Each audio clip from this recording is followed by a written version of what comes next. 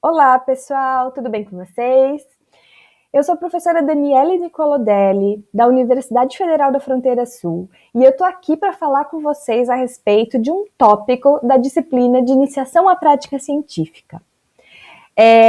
Esta é a segunda parte de um conjunto de 3 videoaulas a respeito do tema Ciência e Pseudociência. Essas aulas foram desenvolvidas tendo em mente os cursos de nutrição e medicina veterinária, mas todos os outros públicos também são convidados a assisti-la, tá? Só para relembrar, então, na primeira parte da nossa aula, a gente viu as definições de ciência e pseudociência segundo o dicionário Michaelis. Depois, estudamos um pouco a respeito da astrologia enquanto pseudociência, né?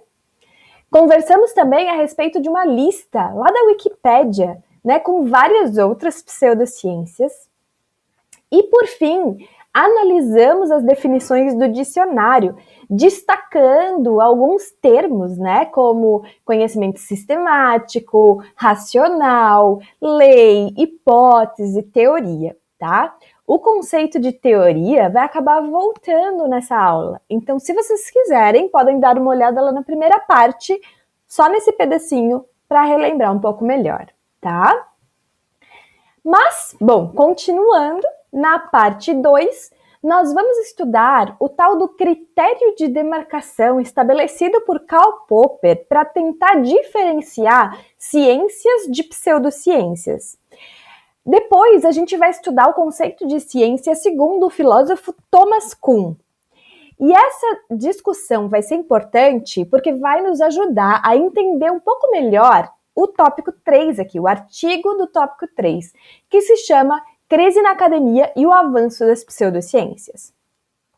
Depois disso, a gente vai partir para um estudo de 3 notícias sobre ciência e pseudociência, e delas vai emergir a questão da homeopatia. Por isso, eu coloquei no tópico 5 a pergunta: seria a homeopatia mesmo uma pseudociência? E aí a gente vai ver algumas respostas para essa questão, tá? Então, para começar, vamos para Popper, né? Eu utilizei aqui o texto Conjecturas e Refutações, o Progresso do Conhecimento Científico, que é a descrição, né, de uma apresentação que Popper faz a respeito da sua teoria. E ele nos mostra, então, logo no começo, que ele tem 2 grandes questões que motivam o desenvolvimento dos seus estudos, tá? Então, quando pode uma teoria ser classificada como científica? Ou então, existe um critério para classificar uma teoria como científica? Né? Então, Popper desejava traçar uma distinção entre ciência e pseudociência, um critério de demarcação, tá? Mas antes de chegar lá, ele nos lembra que as pseudociências, elas sempre englobam mais um caso, né? Que as teorias vão ter explicação para todos os casos. Então, vamos voltar ao exemplo da astrologia, né? O meu signo é Leão. Eu me comporto de uma determinada forma. E aí eu conheço alguém que conhece muita coisa de astrologia, tá? Então eu conheço alguém que sabe muito de astrologia. E aí eu vou falar do meu comportamento. E de repente, o meu comportamento não bate com aquele que está escrito lá que o signo de Leão deveria ter, né? Deveria fazer, deveria existir, enfim. Não bate com o signo de Leão descrito. Essa pessoa que entende de astrologia, ela vai conseguir buscar algum outro artifício dentro da teoria da astrologia, né? Dentro do grande corpo de conhecimentos da astrologia, para explicar o meu comportamento. Então, vai buscar meu ascendente, se não a lua está não sei aonde, o sol está não sei aonde, qual é o planeta regente, vai ampliando e complexificando essa leitura astrológica para incluir o meu caso. Então, você sempre vai estar, a sua personalidade, na verdade, sempre vai estar incluída numa descrição astrológica, tá?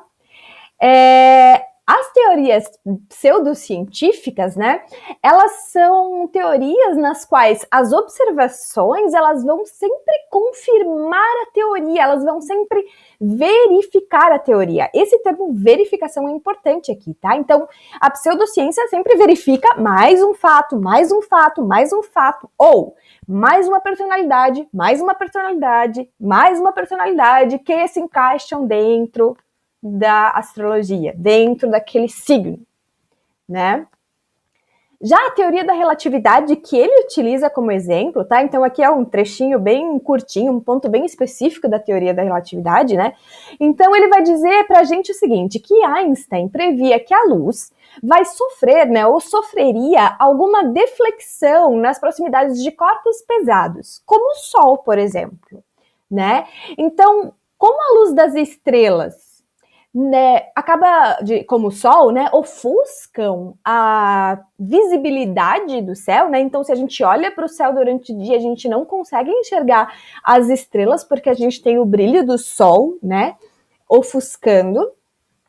Então, para se fazer essa observação que pudesse responder, né, a essa premissa estabelecida por Einstein, era preciso de um eclipse, né? Porque daí o eclipse vai ocultar a luz do Sol e permitir enxergar o céu. E aí é possível fazer uma fotografia do céu, de uma determinada região do céu, né? Para poder verificar, então, essa previsão que Einstein fazia, certo? Então, quem fez essa experimentação foi um astrônomo chamado Eddington, em 1919. E vejam que interessante, presta atenção nesse finalzinho, tá? Se a observação que o Eddington fez mostrasse que o efeito previsto por Einstein não ocorre, então a teoria da relatividade seria refutada, seria abandonada, descartada, certo? A teoria seria incompatível com certos resultados de observação. Tá vendo a diferença aqui? Aqui eu tenho um experimento que pode me levar a perceber que a natureza não se comporta como a teoria previu. Se comporta de outra forma. Então, a teoria da relatividade aqui, ela pode ser descartada, tá? E só fazendo um parênteses agora, antes de continuar, existe um filme que chama Einstein e Eddington, que é bem bacana também. Eu, infelizmente, não sei para dizer para vocês onde ele está disponível, mas vocês podem dar uma buscadinha aí, que é uma referência bem legal, tá? Fala sobre esse experimento. Então, olha só.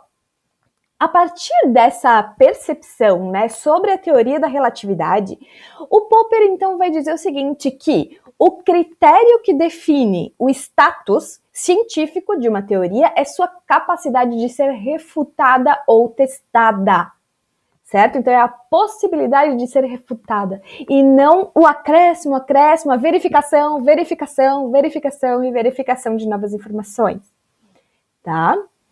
Então, olha só. Aqui eu lembrei, né? Coloquei em outra cor, até porque não é do artigo do Popper, né? Mas eu lembrei um pouco da nossa parte 1, quando a gente falava sobre o terraplanismo, né? Na definição lá da lista da Wikipédia, né? Tinha que eles, né, não refutam o terraplanismo nem mesmo a partir de imagens da Terra vistas do espaço, que comprovam que ela é esférica, né? Então, você tem, nas fotos da Terra do espaço, uma evidência de que a Terra não é plana.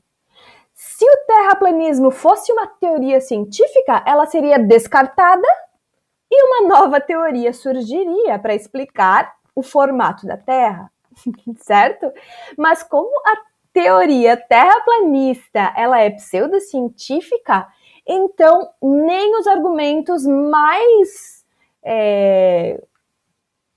nítidos, né? Nem os argumentos mais óbvios servem para que ela seja refutada, tá? Então, olha a diferença, né?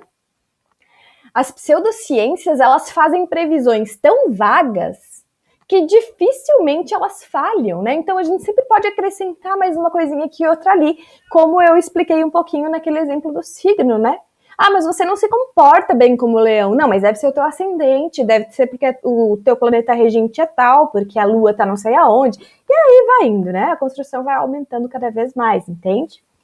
Para que ela não seja refutada, né?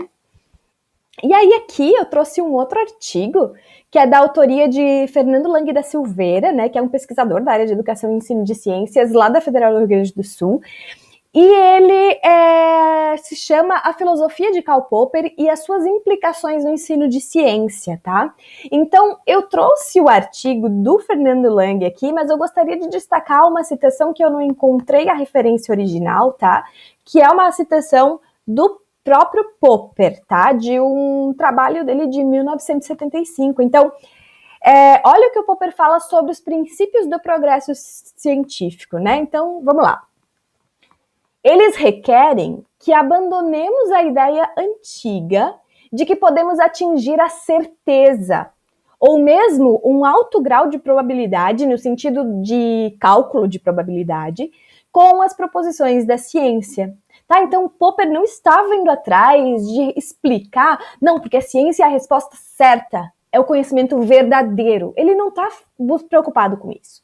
Ele está preocupado em delimitar o que é o conhecimento científico, não julgar, entende? Nesse sentido, de ser verdadeiro ou não, né? De ser a certeza sobre aquele fenômeno ou não, tá? Então, o alvo do cientista não é descobrir uma certeza absoluta, mas descobrir teorias cada vez melhores, tá?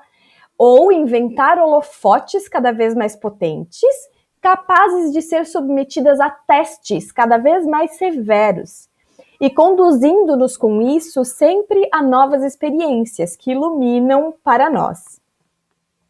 Mas isso significa que essas teorias devem ser mostradas falsas. E aí, por fim, então, ele coloca que é pela verificação da falsidade da teoria que a ciência progride, certo? Então, percebendo uma teoria falsa, a gente vai retrabalhar nessa teoria, ou então a gente vai abandonar essa teoria e criar novas teorias que expliquem o mesmo fenômeno, tá? E agora, voltando para o conjecturas e refutações, eu ainda quis destacar aqui para vocês que, né, uma teoria, ela passa... se uma teoria passa a ser considerada não científica ou metafísica, nem por isso será definida como absurda ou sem sentido, tá? E isso aqui é muito importante, né? Porque o Popper, ele não está dizendo que todas as pseudociências são sem sentido, certo? Ou são absurdas, né? Mas simplesmente elas não são ciência, é isso que ele quer mostrar. E que se permitam ser, entende? Que se permitam ser outra coisa, outra forma de conhecimento, outra racionalidade, que não seja a racionalidade científica, né? Então, mas não se poderá afirmar que esteja sustentada por evidências empíricas na acepção científica, embora possa facilmente ser um resultado da observação no sentido lato, tá? Então, ele fala isso aqui, coloca isso aqui também, porque para Popper, e aí é uma questão que hoje em dia também já é tratada de outra maneira, né? Mas Popper colocava que também a psicanálise freudiana, né?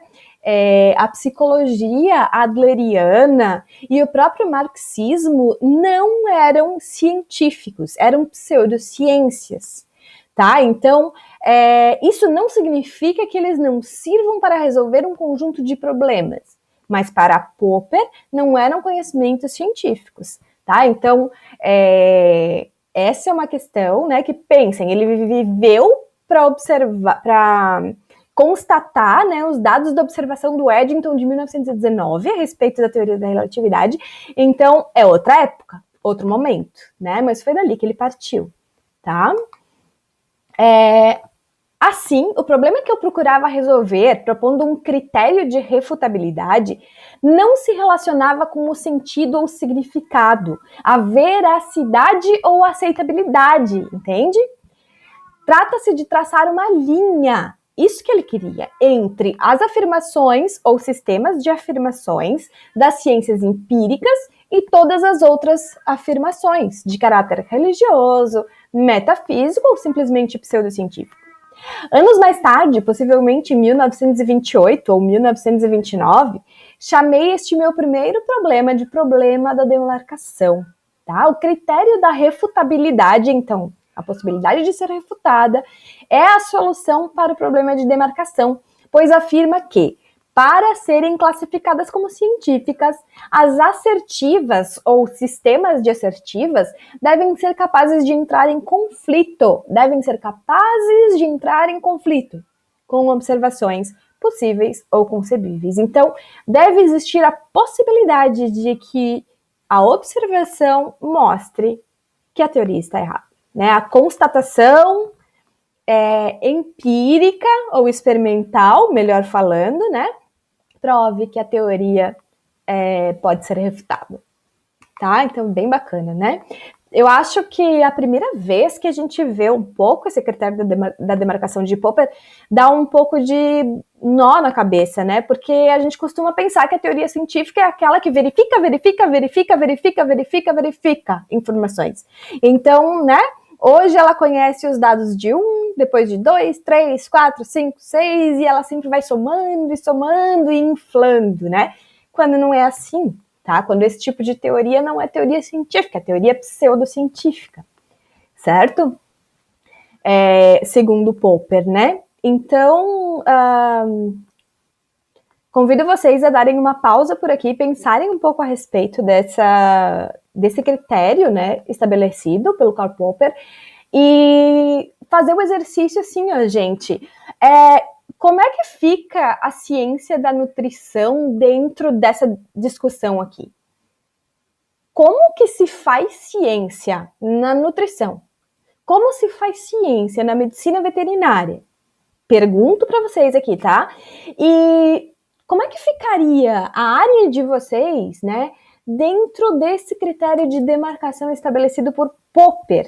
Tentem fazer o exercício para dentro daquilo que vocês estão estudando, daquela área que vocês estão se formando, tá? Depois disso, a gente continua, então, com a definição de ciência de Thomas Kuhn, né? Então, assim, gente, são vários filósofos da ciência que discutem o que significa, né, esse conceito, tá? Eu trouxe 2 aqui porque tem mais a ver, assim, com a nossa linha de raciocínio dentro dessa aula, mas saibam que existem muitos outros, né?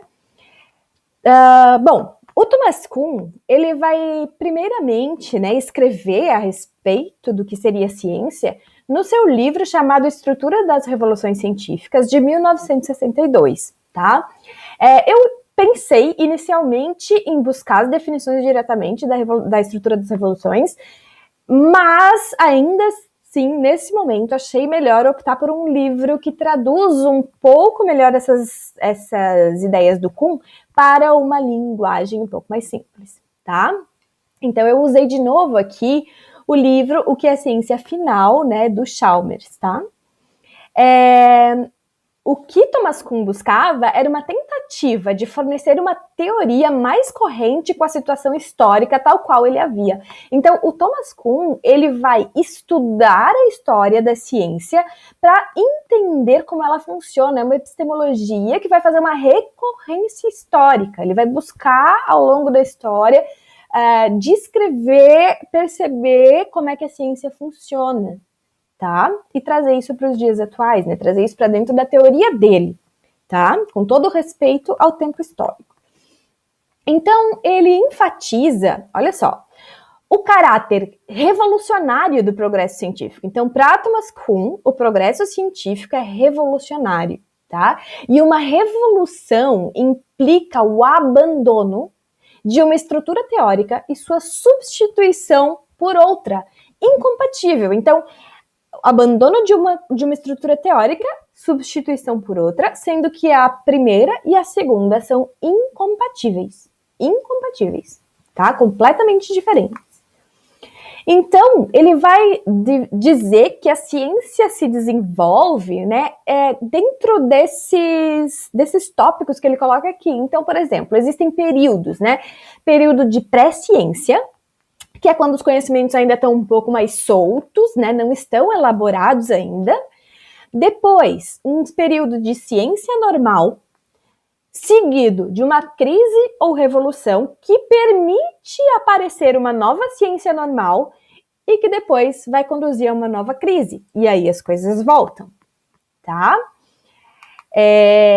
Eu trouxe aqui um trechinho do próprio Chalmers mesmo e destaquei algumas partes. A gente vai fazer a leitura porque tá bem importante isso aqui, tá? Bem definidinho, bem claro. Então, olha só. A atividade desorganizada e diversa que precede a formação da ciência, então aquela do período pré-científico, né, desorganizada, diversa, tudo solto, né, precede a formação da ciência e depois torna-se eventualmente estruturada e dirigida a ciência, certo? Quando a comunidade científica atém-se a um único paradigma. Então, conforme aquele conhecimento desorganizado diverso vai se tornando estruturado, vai se tornando dirigido, focado, né? A comunidade científica começa, a partir daí, a se organizar em função de um paradigma vigente, que vai englobar aqueles conhecimentos, tá? Então, um paradigma, ele é composto de suposições teóricas gerais e de leis e técnicas. Então, dentro do paradigma está também o conjunto de técnicas de uma determinada área de conhecimento numa determinada época, tá? Para a sua aplicação, adotadas por uma comunidade científica específica. Aí, olha só, os que trabalham dentro de um certo paradigma, e aqui ele usa exemplos da física, porque tem a ver com o trabalho do Thomas Kuhn, né? Seja ele a mecânica newtoniana, ou então a ótica de ondas, ou a química analítica, ou qualquer outro, praticam aquilo que Kuhn chama de ciência normal. Os cientistas normais articularão e desenvolverão o paradigma em sua tentativa de explicar e acomodar o comportamento de alguns aspectos relevantes do mundo real, tais como revelados através de resultados experimentais. Então, o paradigma vai se desenvolvendo, né, e nele vai se buscando explicações, interpretações, definições, métodos que permitam conhecer o mundo real, né, estudá-lo e descrevê-lo, né, explicá-lo, certo? Então, os cientistas vão trabalhando nisso, né? Mas o que ele nos alerta é que, ao fazer esse trabalho dentro do paradigma, né, no período de ciência normal, certamente os cientistas vão experimentar dificuldades e encontrarão falsificações aparentes. E aí, olha só, essas dificuldades são chamadas de anomalias. Começam a surgir anomalias naquele paradigma. São aspectos que não mais podem ser explicados, deduzidos, interpretados a partir do corpo de conhecimento vigente, tá?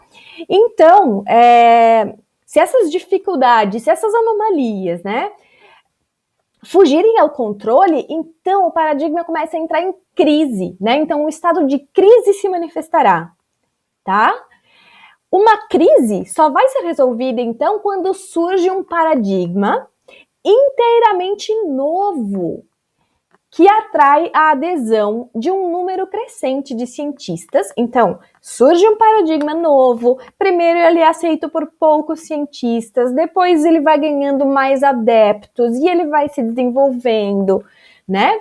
E aí sim, né, o paradigma original que tinha problemas, ele é abandonado, tá? Então, a mudança descontínua constitui uma revolução científica. Então, quando começou ali a entrar em crise, se formar um paradigma novo, o que estava começando a acontecer ali é a desestabilização do paradigma atual e surgimento de um novo, uma revolução científica que leva a um novo paradigma, tá? O novo paradigma, ele vem cheio de promessa e aparentemente não assediado por dificuldades supostamente insuperáveis, né? Então ele orienta agora a nova atividade científica normal. Aí, ali embaixo, ó, tá separado só porque eram páginas separadas do livro, tá?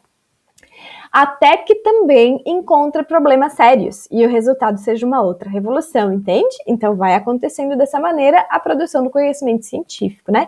De períodos de ciência normal para períodos de ciência normal, contando com crises, contando com revoluções, né? E essa coisa, então, descontinuamente, né? Não só um conhecimento científico que agrega e nunca tem crise, nunca tem anomalia, tá? Então, agora eu pergunto para vocês também, vamos lá. Vocês conhecem um pouco da história da área de conhecimento que vocês estão estudando? Pergunto assim, vocês conhecem um pouco da história da nutrição? Vocês conhecem a história da medicina veterinária, né? A história da saúde animal?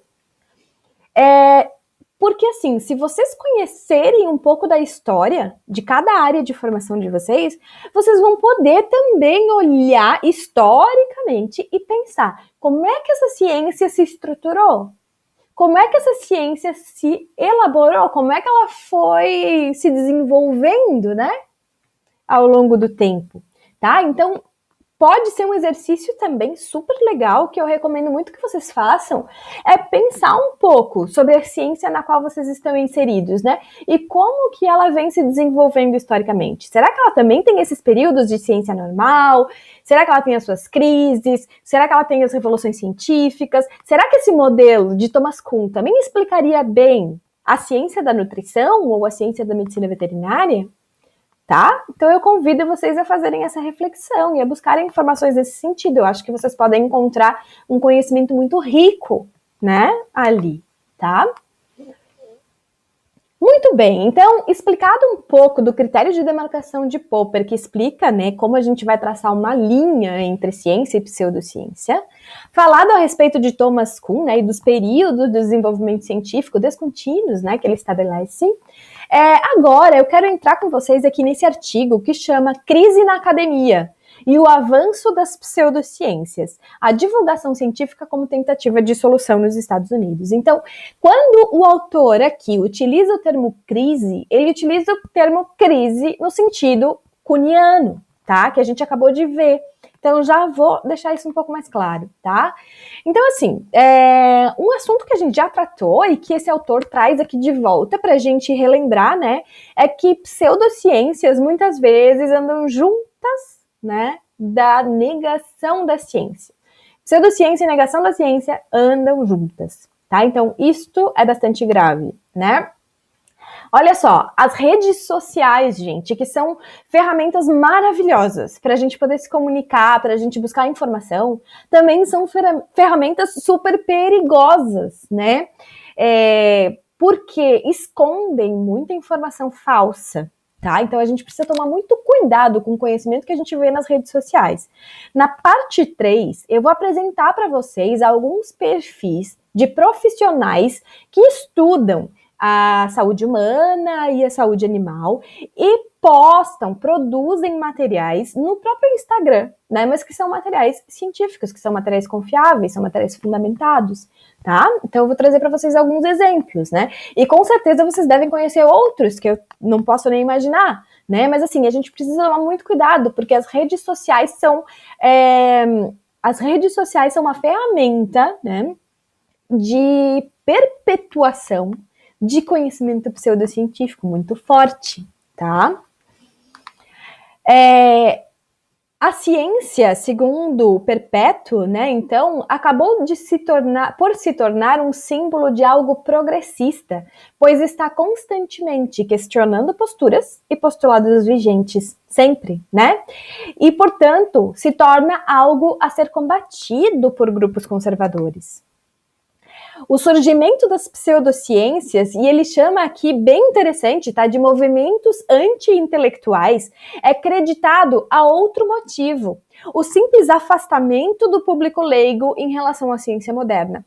Gente, e daí, se vocês lembrarem um pouquinho lá da parte 1, eu falei sobre a astrologia e a astronomia, né?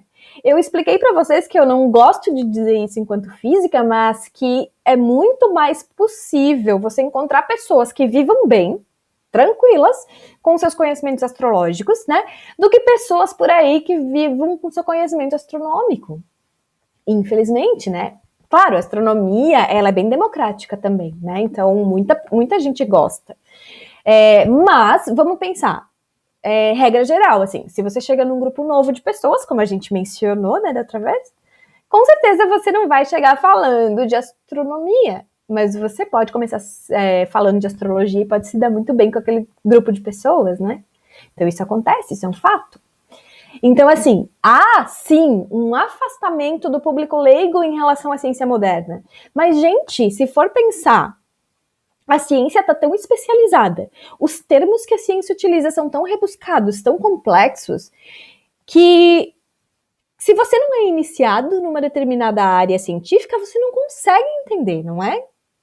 Então, é a mesma coisa, eu aqui falando para vocês de medicina veterinária ou de nutrição. Eu, particularmente, não vou entrar em tópicos específicos da medicina veterinária ou da nutrição, porque eu não saberia dizer para vocês, né? As definições, os termos corretos, fazer uma análise adequada, certo? Imaginem que nós estamos falando aqui agora entre pessoas que estão envolvidas com a academia, né?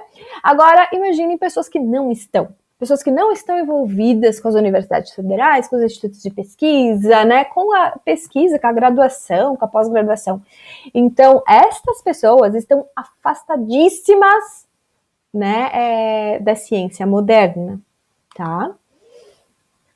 Nós podemos, então, segundo o autor, estar vivendo hoje, né, uma crise da academia como produtora e legitimadora do conhecimento. Então, olha só, é como se, dentro de um paradigma, a academia fosse a produtora e legitimadora de conhecimento, tá?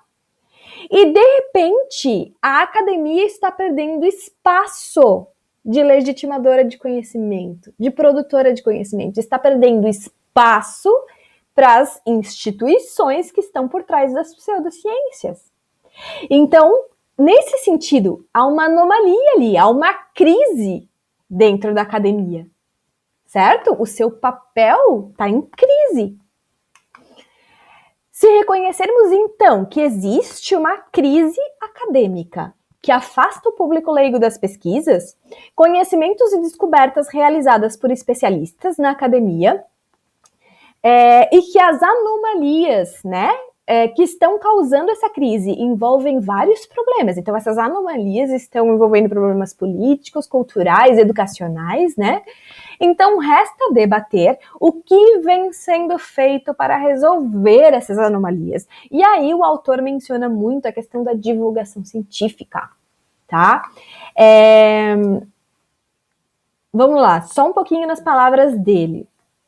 Aos poucos, a sociedade tornou-se altamente dependente da ciência e da tecnologia, né, gente? Porque, assim, imagine o que seria de nós nesse período de pandemia se não fosse a possibilidade do trabalho remoto e se não fosse a possibilidade, no caso específico das nossas aulas, da gravação de videoaulas ou da ministração de aulas através de softwares, né, educacionais, softwares de comunicação.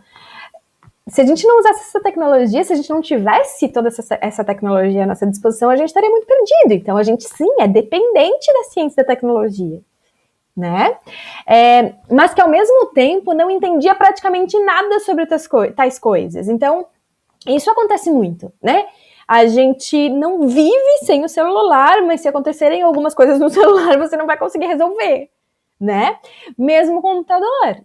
De repente, dá um bug do milênio aqui, né, tela azul, e você não consegue mais resolver, você vai precisar buscar um especialista para dar conta, né? Então, a gente não necessariamente entende tudo que está por trás do desenvolvimento, da produção e da utilização também, né, da ciência e da tecnologia. Certo? E aí eu queria trazer para vocês uma citação que eu achei bem bacana aqui, né, que a citação é de Mandel, né, de 1995, tá? Mas prestem atenção como esse não é um problema atual. Esse é um problema que já acontece há muito tempo, tá? Então, olhem a citação ali. Não é apenas nas casas dos camponeses, mas também nos arranha-céus das cidades, que o século XIII vive ao lado do século XX. Olha só, 100 milhões de pessoas usam a eletricidade e ainda acreditam nos poderes mágicos de sinais e exorcismos. Olha que contraditório que é isso, né? As estrelas de cinema procuram médiums. Os aviadores que pilotam mecanismos milagrosos criados pelo gênio do homem usam amuletos em seus suéteres. Como são inesgotáveis as suas reservas de trevas, ignorância e selvageria.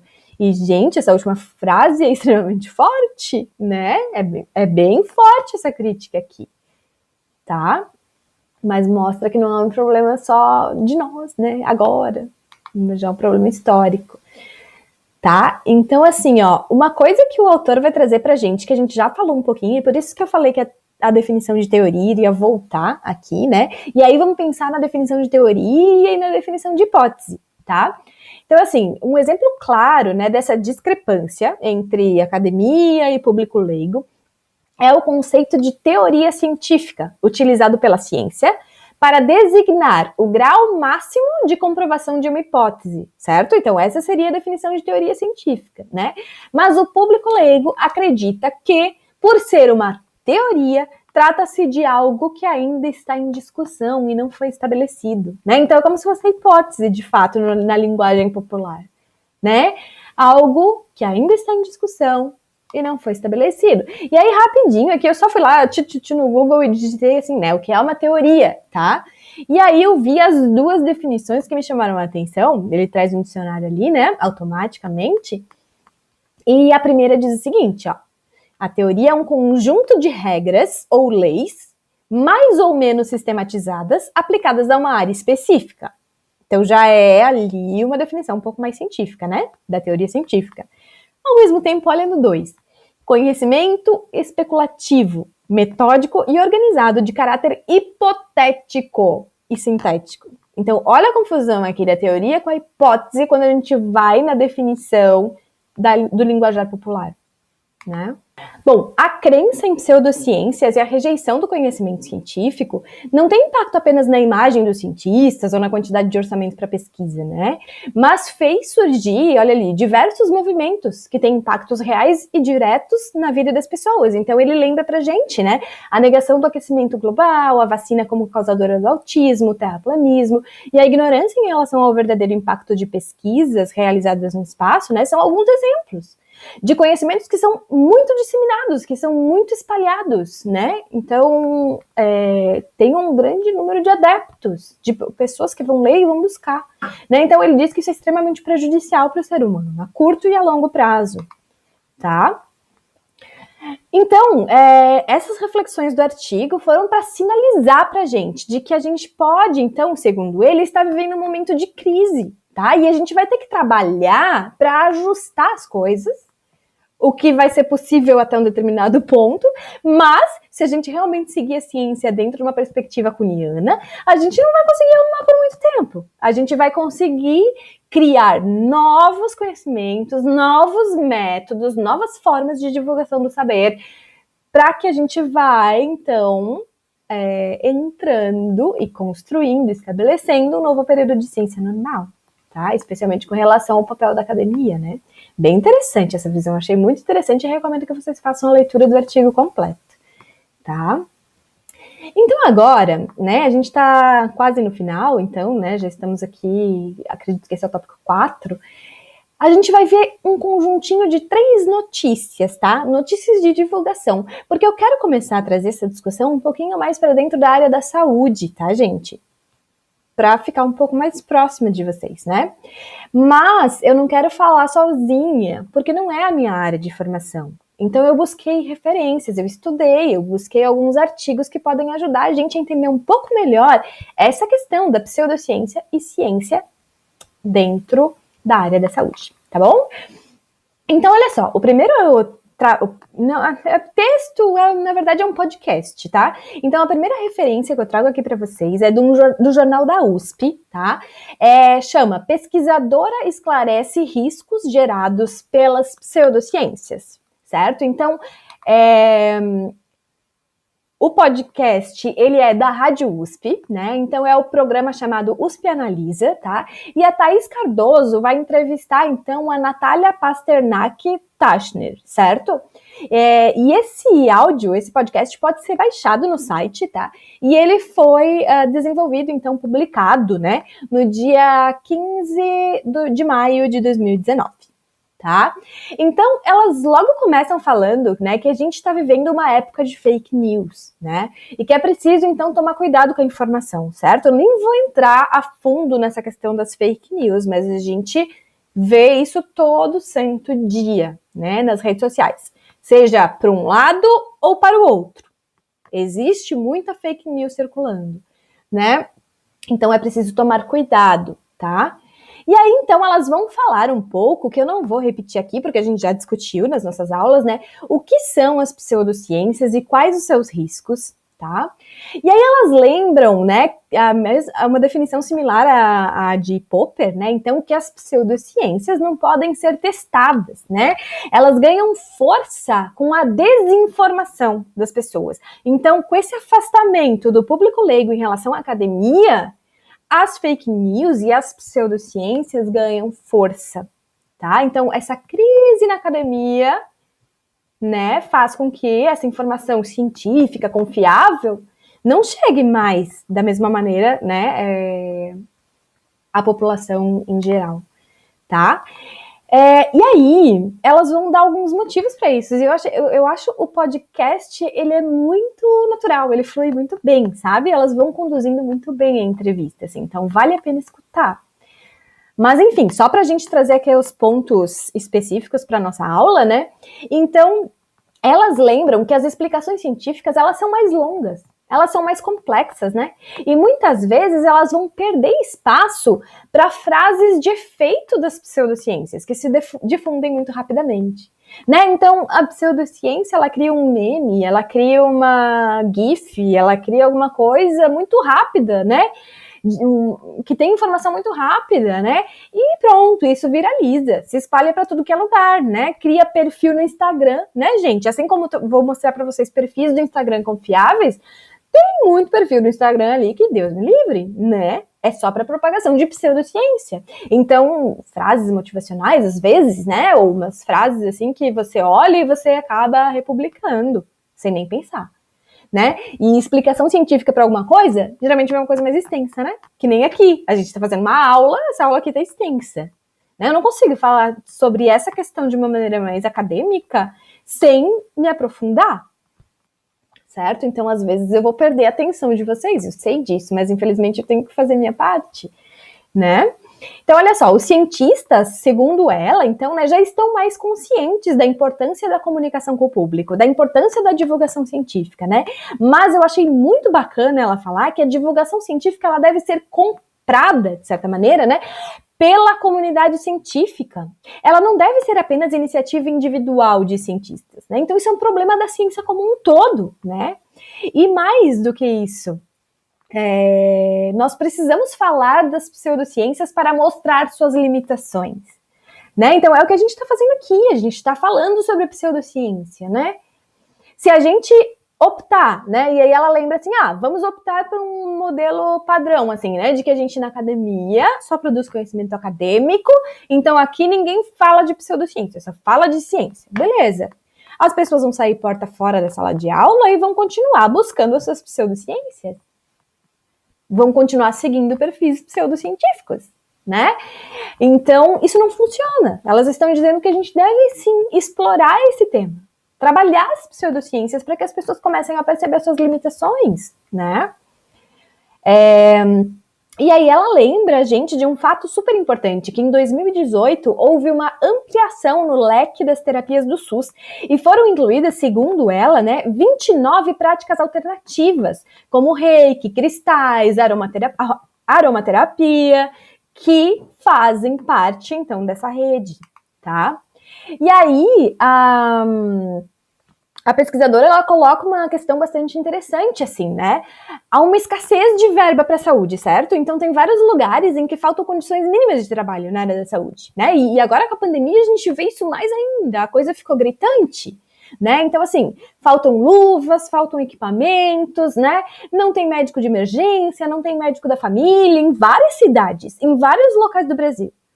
Mas, em contrapartida, tem consultas que podem ser agendadas para você fazer o reiki, a cromoterapia e essas pseudociências, certo? Então, ela enfatiza e mostra pra gente, né, que há um endossamento de terapias sem embasamento científico pelo Sistema Único de Saúde, né? E há uma alternância de pacientes entre tratamentos médicos e alternativos, né? Então, uma hora tá fazendo um tratamento médico, eu digo mais tradicional, né? E outra hora tá fazendo um tratamento alternativo. E às vezes você pode ter uma pessoa com uma doença grave e você pode estar fazendo com que a doença continue se propagando, entende? Porque você está dando um tratamento que não tem comprovação científica, que não vai garantir a cura daquele paciente, né? Então você pode estar postergando um problema. E outra coisa legal, então, talvez eu devesse ter colocado isso antes, né? Mas ela lembra também que a comunicação científica precisa ser profissionalizada e interdisciplinar, né? Então, a gente tem que tomar muito mais cuidado e a academia, a comunidade científica ou as comunidades científicas devem começar a se sentir responsabilizadas para fazer divulgação de conhecimento profissionalizado. E aí ela vai discutir muito isso, tá? A relação com o jornalista científico e tal, vale muito a pena vocês escutarem. Outro artigo, então, é o segundo, tá? Fala o seguinte, ele é mais curtinho, tá lá no site da Unicamp, né? E ele fala assim, ó, alerta máximo contra as pseudociências, tá? Então, é de autoria de Marcelo Knobel e Carlos Orsi, certo? Esse artigo aqui, ele foi publicado na Folha de São Paulo, tá? Então, tem na página, se vocês entrarem, tem a versão original da publicação e tem também ele descrito no próprio site, tá? Dá para olhar lá, não é muito extenso, mas é bem bacana. Então, é um artigo de 16 de janeiro de 2019, né? E aí, olha como os autores começam. E é por isso que eu comecei também, né, a pensar no tópico da homeopatia daqui para frente, tá? Ele vai dizer o seguinte, qual é o problema de usar homeopatia contra o resfriado comum? Parece inofensivo.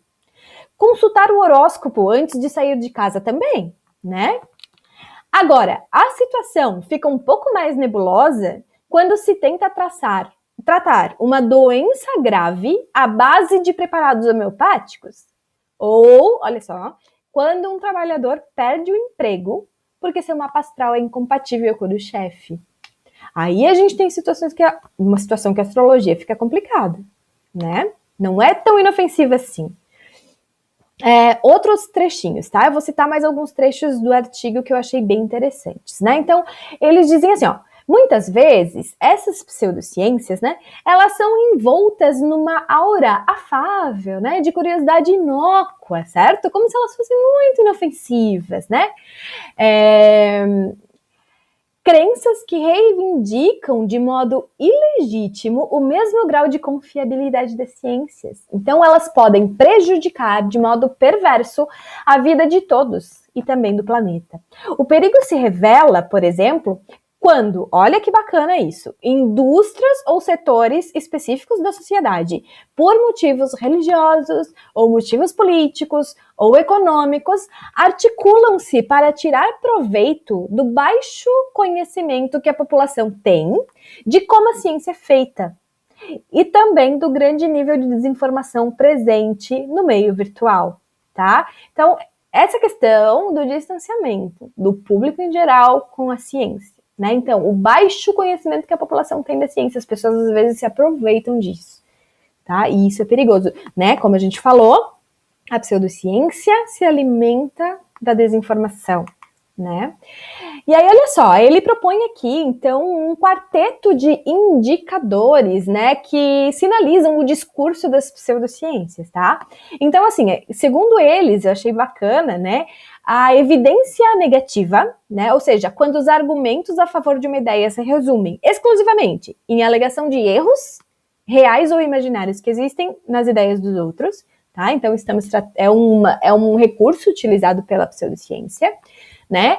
A correlação e causa, olha só, né? Então, apontar que, porque uma coisa varia de modo semelhante à outra, ela é a causa da outra, certo? Então, olha só o exemplo aqui vai esclarecer tudo. Então, imaginem que, de 1999 a 2009, o número de mortes por afogamentos em piscinas nos Estados Unidos seguiu a mesma tendência que o número de filmes estrelados por Nicolas Cage. E aí vem a pergunta, e daí? Né? Essa correlação não tem a mínima noção, não tem o mínimo sentido, não tem a mínima necessidade de existir. Mas então, é assim que se estruturam as pseudociências, tá? Exemplos escolhidos a dedo. Então, apresentar apenas casos que parecem confirmar suas ideias. Lembra a questão da verificabilidade que a gente falou primeiro, lá antes de falar do critério de refutação de Popper, né?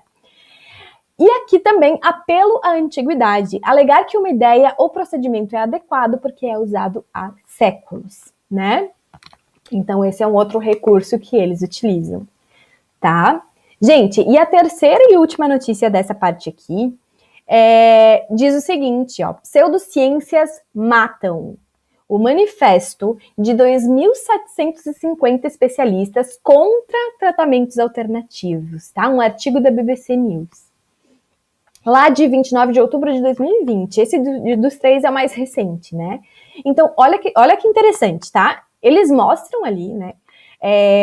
Essa é a mensagem, pseudociências matam, então, né? É a mensagem que une 2.750 profissionais de saúde de 44 países, tá? E que dizem o seguinte: o primeiro manifesto contra as pseudociências em saúde, assinado por essa massa de profissionais, levanta a discussão sobre regulamentações contra produtos que não tenham eficácia terapêutica comprovada com rigor científico.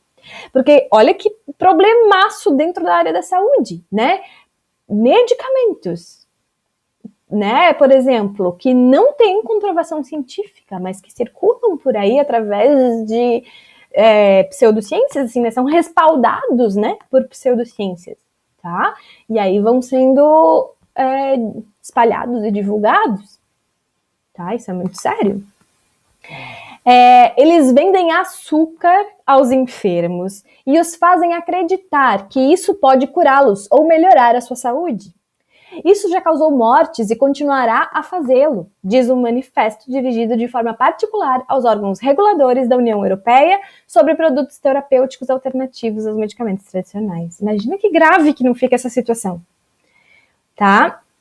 Quer dizer, eu fico pensando aqui, agora eu me pergunto, né, gente, para mim, eu sempre olhei para esse estudo de ciência e pseudociência a partir da filosofia da ciência muito voltada para a área da física, né, das ciências exatas, né. Então, assim, eu nunca havia parado para pensar dessa grande repercussão das pseudociências dentro da área da saúde. E aí eu pergunto para vocês, né, com toda a humildade do mundo, vocês já haviam pensado nisso? Vocês estudam isso nos seus cursos de graduação? Eu realmente desconheço, né? E, caramba, a gente tem aqui argumentos muito controversos, argumentos muito consistentes, muito convincentes, né? Que mostram pra gente realmente, assim, ó, como essa situação da pseudociência tá inflada, né? Tá agindo, aparecendo, contaminando, digamos assim, todas as áreas de saber, né? Isso é muito sério. E na saúde realmente fica muito sério, né? Vamos continuar então mais um pouquinho, tá? Olha só, os profissionais da saúde que apontam a homeopatia, por exemplo, como a pseudociência mais conhecida, mas alertam que existem outras práticas de medicina alternativa que estão ganhando popularidade. A gente já viu umas lá naquela lista de pseudociências lá da parte 1, e a gente falou de algumas agora há pouco, né, dentro do SUS, no outro artigo, né? Há muita ignorância sobre a homeopatia. E aqui, gente, então olha só, é bacana que nesse artigo tem argumentos dos dois lados, tem argumentos de profissionais favoráveis ao tratamento e uso da homeopatia e não favoráveis, então é bem bacana, a gente consegue ter um pouco desse equilíbrio, né? E aí aqui diz, então, que há muita ignorância sobre a homeopatia, né? Segundo a diretora da Associação Civil da Homeopatia do México, né? Que afirma que por trás desse tipo de manifesto costuma haver grandes interesses comerciais dos laboratórios farmacêuticos. E aí a gente sabe do peso que tem a indústria farmacêutica, né, no desenvolvimento científico. A gente sabe que isso existe. E aí a gente fica se perguntando, será? Será que simplesmente é uma questão de dominância, né, de domínio dos grandes laboratórios farmacêuticos, de domínio da indústria farmacêutica que não está deixando esses conhecimentos novos entrar? Seria isso? Será? Ou não, né? Então, esse artigo permite a gente pensar e ficar com pulgas atrás da orelha, né? Se alguém quiser pensar que no passado essa medicina alternativa era eficaz, tem que perceber que há 100 anos a expectativa de vida não ultrapassava 30 ou 40 anos. E hoje vai de 70 para 80 anos. O acesso à medicina científica moderna é o que faz a diferença na duplicação da expectativa de vida. Então, olha só, agora o argumento do outro lado é extremamente interessante, extremamente forte, né? Essa questão. Então, assinado em sua maioria por profissionais da Europa, além de 59 da América Latina, o manifesto apresenta uma dezena de casos de pessoas que morreram depois de recorrerem a tratamentos alternativos. Eles usam o nome da ciência, por isso se chamam pseudociências, para vender um produto ao público e fazer as pessoas acreditarem que ele é cientificamente comprovado, que passou por todos os controles que um medicamento comum tem de passar. Mas isso não é verdade. Acho que é o último, tá, gente? Só mais um pouquinho aqui desse artigo que eu achei ele bem completo, tá? Então diz o seguinte, ó, além de considerar esses métodos como farsa, o manifesto alerta que os tratamentos não comprovados cientificamente só atrasam o atendimento adequado dos pacientes, mesmo argumento que aparecia no artigo anterior, né?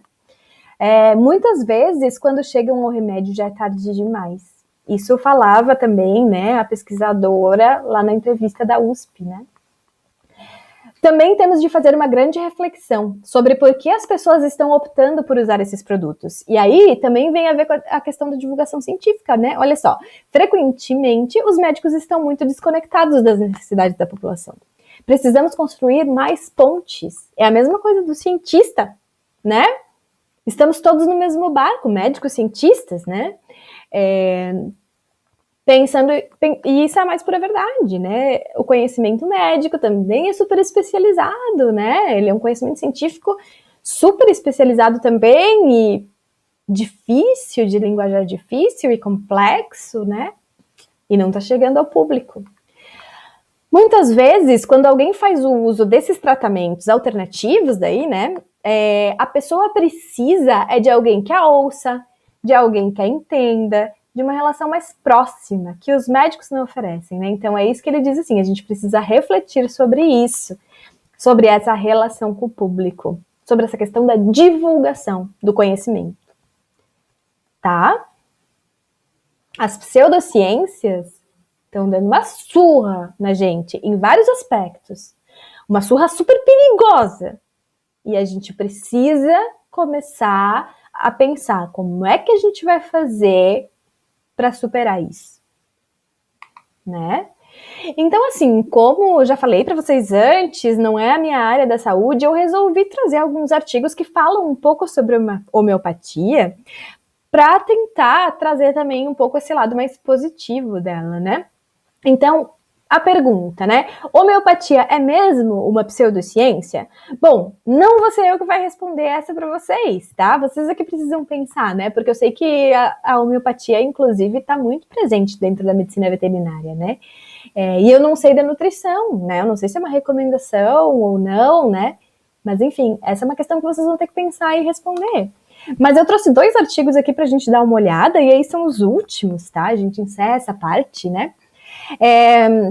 que eu achei bem bacanas. Então, assim, chama o primeiro deles, né? Gestores do SUS, apoio e resistências à homeopatia. Gente, tem muita coisa aqui, tá? E tem novamente os diferentes pontos de vista.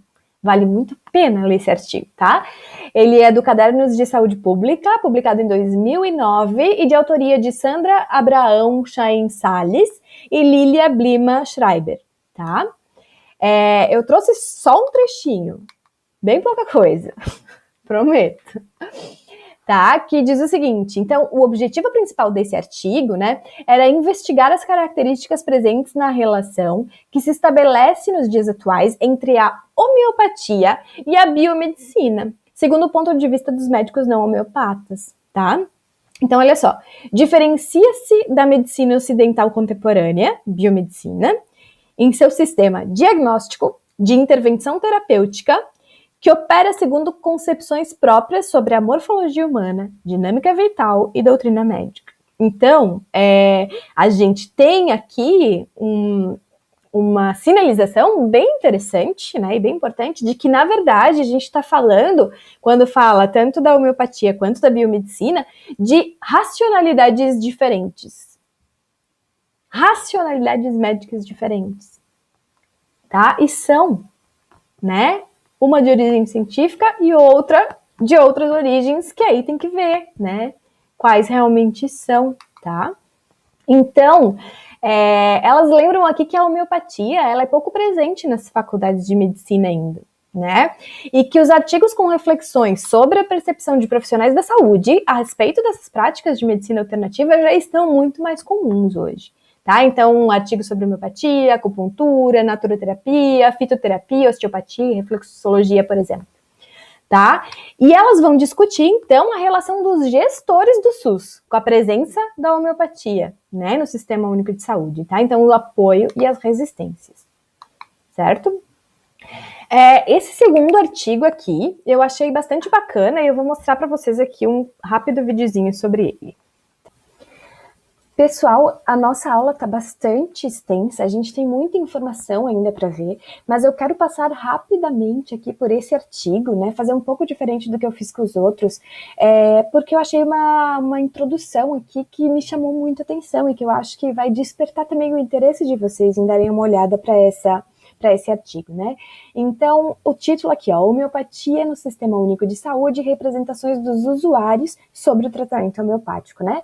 Mas antes de chegar nesse ponto da homeopatia no SUS, os autores aqui, ó, a Dalva e o Jorge, né, optaram por fazer uma introdução na qual eles explicam um pouco da história da homeopatia no Brasil, né?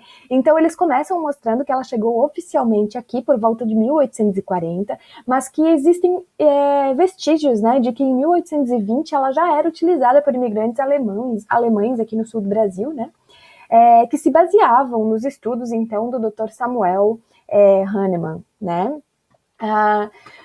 No seu início, a história da homeopatia no Brasil esteve atrelada a uma prática liberal, né, com tímidas incursões institucionais, e vai dizer aqui, né, que os profissionais adeptos e defensores da nova terapêutica sustentaram embates na imprensa e nos órgãos oficiais ligados à saúde, contrapondo-se à elite socioeconômica, que, nos meios acadêmicos, bloqueava a oficialização e acusava a homeopatia de charlatanismo, né? Então, eles colocam isso como um aspecto histórico. Na segunda metade do século XIX, ocorreu a aproximação da homeopatia com o espiritismo kardecista, né? Doutrina religiosa francesa que se disseminou na sociedade brasileira e se propagou entre os médicos, especialmente os homeopatas. E no século seguinte, né, eles mencionam também que a Umbanda também começou a ganhar popularidade e seus médiums, homeopatas leigos, como acontecia na Europa, receitavam as gotinhas homeopáticas, né, disseminando essa prática nos centros urbanos e nas zonas rurais, enraizando no itinerário terapêutico da massa populacional em crescimento, excluída da assistência médica, né, oficial, e contribuindo para que a homeopatia alcançasse o status de medicina popular, né? Então, vai falando um pouco mais dos aspectos históricos, né? E depois eles vão entrar numa discussão que tem o mesmo sentido daquela do artigo anterior, né? Que diz a respeito das racionalidades médicas serem diferentes. Então, a da biomedicina, que seria uma racionalidade dentro da medicina formal ou oficial, né? E a homeopatia, sendo uma racionalidade diferente. Então, esse artigo aqui é extremamente interessante, tá? E eu sugiro fortemente que vocês façam a leitura dele, para ter mais conhecimento a respeito desse tema, que é tão ainda polêmico, né? E só passando muito rápido, eu não vou ler ele inteiro, né? Prestem atenção nas referências, tanto desse artigo quanto do anterior, a respeito dos gestores, né? Do SUS, que aqui vocês vão encontrar informações interessantíssimas, né? Artigos interessantíssimos sobre essa questão da homeopatia, né? Como ciência, como não ciência, se agregando a essa questão da medicina tradicional, né? Ou não, né? Então, muita coisa interessante para conhecer a partir dessas referências aqui. Agora, gente, então, chegou ao fim a nossa aula, né? E eu vou fazer uma breve revisão, só para a gente lembrar bem o que foi discutido nessa parte 2, tá? Então, lá no comecinho, a gente falou sobre o critério de demarcação do filósofo Karl Popper, né? Onde a ideia do verificacionismo, né, era muito importante dentro das pseudociências, né? E a ideia do falsificacionismo, né, da possibilidade de abandonar uma teoria em prol de outra nova, né, surge como critério de demarcação, né? Nós vimos a ciência, então, segundo Thomas Kuhn, né, entendemos um pouco melhor os termos crise, anomalia, ciência normal e revolução científica, né? Analisamos cuidadosamente o artigo do César Haueisen, né, Zimmerer Perpétuo, a respeito da crise na academia e o avanço das pseudociências, né? A gente viu vários argumentos interessantes, estudamos as 3 notícias de divulgação, né, que trouxeram muitos alertas, especialmente a respeito da questão da homeopatia. E aí, para fechar, então, nós acompanhamos esses 2 artigos que são super importantes dentro da homeopatia e falam a respeito dela, né? E tentam mostrá-la como uma racionalidade diferente, né? Explicá-la como uma racionalidade diferente da racionalidade dentro da biomedicina, tá? Então, eu deixo esses artigos como base para que vocês, caso tenham interesse em conhecer um pouco mais a fundo essa questão da homeopatia, possam buscar. Tá bom, gente? Então, assim, trago aqui as referências, né? Então, teve a notícia da BBC, teve o livro do Chalmers, o que é Ciência Final, onde a gente falou a respeito de Thomas Kuhn, né? Tem aqui a notícia do Marcelo Knobel e do Carlos Orsi também. Temos aqui o trabalho da Monteiro, né, e do Iriarte também, a respeito da homeopatia no SUS. O artigo do Perpétuo, né, a respeito da crise na academia e o avanço das pseudociências, tá? Então, temos a outra notícia aqui, né, o podcast, na verdade, né, lá da USP, né, onde a pesquisadora fala a respeito dos riscos das pseudociências. Temos a referência original aqui, então, do Karl Popper, né, Conjecturas e Refutações, que foi, então, uma conferência feita por ele em Cambridge, em 1953, né? E temos, por fim, o trabalho, né, sobre os gestores do SUS, esse é um dos últimos que a gente viu, né, e do Fernando Lang da Silveira, de onde eu extraí uma outra citação também, né, do Karl Popper, de 1975. Tá bom, gente? Então seriam essas referências, vão estar todas na lista de referências das aulas, né? Gostaria de agradecer muito a participação de vocês, o acompanhamento de vocês. Espero que vocês estejam conseguindo compreender os assuntos aqui tratados, né? E eu, mais do que isso, estabelecer relações dentro da área de conhecimento de vocês, tá? E aí eu peço, caso tenham começado por essa, então não deixem de assistir a parte 1 para entender um pouco melhor, né? E também venham assistir a parte 3, tá legal? Onde a gente vai encerrar o nosso tema.